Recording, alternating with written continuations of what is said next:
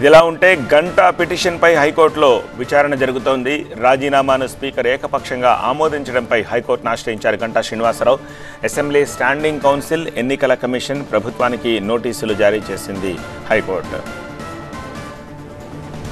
15% ఆయన హామీల్లో అమలైనాయి, అంటే 85% టోటల్ ఆయన హామీలు ఫెయిల్ అయినాయి. పాదయాత్ర, మేనిఫెస్టో, జిల్లాల వారీగా ఇచ్చిన అన్ని హామీల్లో జగన్మోహన్ రెడ్డిని పాండవుల సైడ్ 2 కోట్ల, జగన్మోహన్ రెడ్డి కౌరవ సైడ్ ఉన్నాడు, ఆయన ఒక కౌరవ దండు. అటువంటి కౌరవ దండుని ఈ రాష్ట్రం నుంచి తరిమేద్దామని చెప్పిన ప్రజలందరూ కూడా అనుకుంటా ఉన్నారు.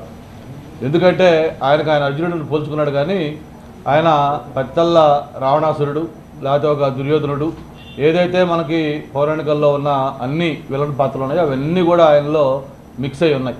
ఎవరైనా ఏదైనా ఉద్యమాలు లేకపోతే ఏదైనా పోరాటాలు చేయాలంటే వాళ్ళని ఏ విధంగా అణచివేస్తామన్నారు. నిన్న అంగన్వాడీల దగ్గర నుంచి అనేక ఇన్సిడెంట్స్ మనం చూసాం.